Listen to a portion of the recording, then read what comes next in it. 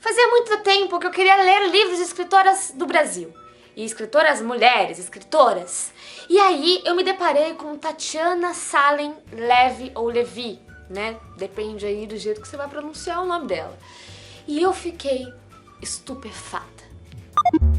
Gente, que livro, que livro, que livro, que livro, que livro, que livro, que livro! Eu li essa obra um pouquinho depois de eu ter gravado os 10 livros que você tem que ler antes de morrer e tal. E aí eu até postei no meu Twitter. Aliás, me sigam no Twitter, é Tatiane Leite. E aí o que acontece? Eu postei até lá, eu falei, gente, se esse vídeo tivesse sido gravado, sei lá, 2 dias depois, a minha lista já ia mudar completamente. Porque este livro, que chama Dois Rios, é definitivamente uma das obras que você tem que ler antes de morrer. É assim, encantador. É forte, é pesado, é poético, é bonito, é lindo, é incrível. Então a gente tem um livro que começa sendo contado, narrado pela Joana, né? Então uma coisa muito importante de você saber. Dois Rios é separado em 2 partes. A primeira parte, narrada pela Joana. E a segunda parte, narrada por seu irmão gêmeo, Antônio. E eu não vou dizer em que parte que se passa cada um, não vou dizer sobre o que se trata exatamente cada um, porque eu peguei o livro assim bem aleatoriamente, eu não sabia nada, não tinha lido nem a sinopse. E foi muito surpreendente pra mim quando eu comecei a ler a narrativa do Antônio. Portanto, não leiam a sinopse e tampouco leiam outras resenhas por enquanto, uma vez que a maioria delas conta sobre o que eles estão falando, né? Sobre o que aconteceu, o que deixou de acontecer e tudo mais. Mas eu vou conseguir dar a sinopse desse livro e espero eu fazer vocês se encantarem por ele assim como eu me encantei. É a verdade, não minto. A Joana, ela tem um irmão gêmeo que chama Antônio. E eles perderam o pai muito cedo, né? Eles tinham 12 anos e perderam o pai. E eles costumavam passar as férias em Dois Rios, né? E que é uma cidadezinha super pacata e tal. E o que acontece? A Joana vai nos contando como foi a infância dela com o irmão e como é agora ela adulta. Uma mulher que nunca amou, que nunca sentiu atração por ninguém.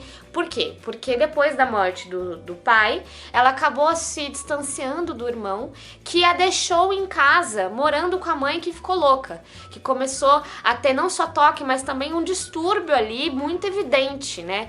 Então, por exemplo, a mãe dela calcula milimetricamente os centímetros de um porta-retrato para outro. Ela abre e fecha a porta umas 60 vezes por dia. Ela lava as mãos com sabonetes diferentes até as mãos sangrarem. Eles moram no Rio de Janeiro e ela só anda quando ela sai de casa e só pode pisar na parte preta. Sabe aquela brincadeira que você fazia quando era criança? No shopping ou no próprio Rio ou em algum lugar que você só pode pisar na cor tal. A mãe dela, já uma senhora, leva isso meticulosamente, né? E aí ela tem uma certa raiva do irmão pelo irmão ter deixado ela ali com a mãe, porque ela fala, eu não posso sair daqui, né? Eu não posso deixar minha mãe doente e louca assim, sabe? E eu também tampouco confio em ninguém pra cuidar dela, porque desde que meu pai morreu, ela simplesmente é uma pessoa que eu não conheço mais, né? E que eu tenho que ficar cuidando. E aí vira e mexe, a mãe dela tem alguma crise, então ela pega a mãe, sussurra no ouvido e fala, olha, vai ficar tudo bem, você tá aqui comigo. Então assim, você vai acompanhando essa relação tão intensa que ela tem com a mãe e essa raiva que ela tem, esse rancor que ela tem. E ela também nos conta como que era o irmão dela e como que era também o pai dela.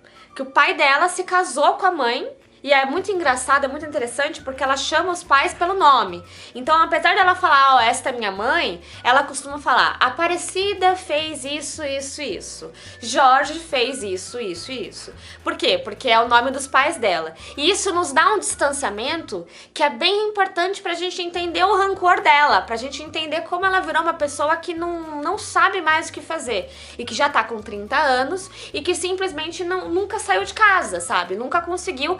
E tampouco conseguiu ser igual o irmão, que, sei lá, fez 18, se eu não me engano, pegou as balinhas, virou fotógrafo e vazou. E aparece muito esporadicamente, né? E aí você também tem a relação que ela que ela começa a ter com uma menina que chama Mary Ann, se eu não me engano, que é francesa, que tá no Brasil de férias, e ela meio que se apaixona por essa menina misteriosa, que ela sabe muito pouco, e que pede pra que ela olhe as coisas dela enquanto ela vai até o mar.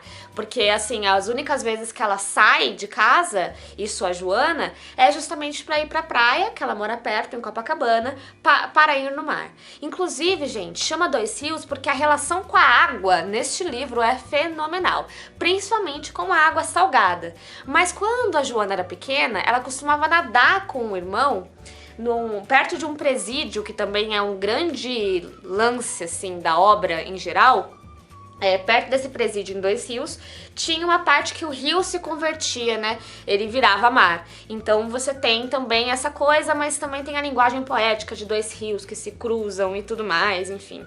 Gente, é incrível. É um livro super poético, super visceral, sabe? Essa é a palavra, é visceral e apontador de uma maneira muito importante, sabe? De uma maneira muito toca na ferida e muito real também, sabe? Tudo que acontece no livro, que tem um monte de história, tem um monte de gente, é muito plausível, é muito real, é muito alcançável, é muito palpável, sabe? E você tem a Joana, que é uma personagem muito forte. E você tem o Antônio, que você vai descobrindo que é ainda mais forte do que ela. Eu, particularmente, gostei muito mais da narrativa do Antônio, por exemplo, do que da Joana. E isso que é legal, porque foi a mesma autora que escreveu, né? Mas as narrativas, elas mudam. Na parte do livro, né, parece que é realmente outra pessoa que tá escrevendo ali aquela espécie de diário pra você. É um livro incrível, que eu li assim uma sentada, de tão imersa que eu fiquei. E vamos incentivar mais as escritoras mulheres e também as escritoras aqui do nosso Brasil, certo? E aliás, se você gostou de Eliane Brum, como eu gosto muito, você vai amar esse livro, que elas têm uma linguagem poética muito parecida, tocante assim, tão tocante quanto. É isso, não se esqueça de ver os próximos vídeos, que eu fiz um monte de resenha. Eu vou deixar a playlist aqui embaixo de só escritora mulher, pra gente aqui nesse mês de março incentivar mais a produção literária feita por mulheres. Não se esqueça de se inscrever no canal e de apertar o sininho pra você receber a notificação toda vez que eu lançar um vídeo novo, tá bom? Um beijo e até a próxima. Tchau!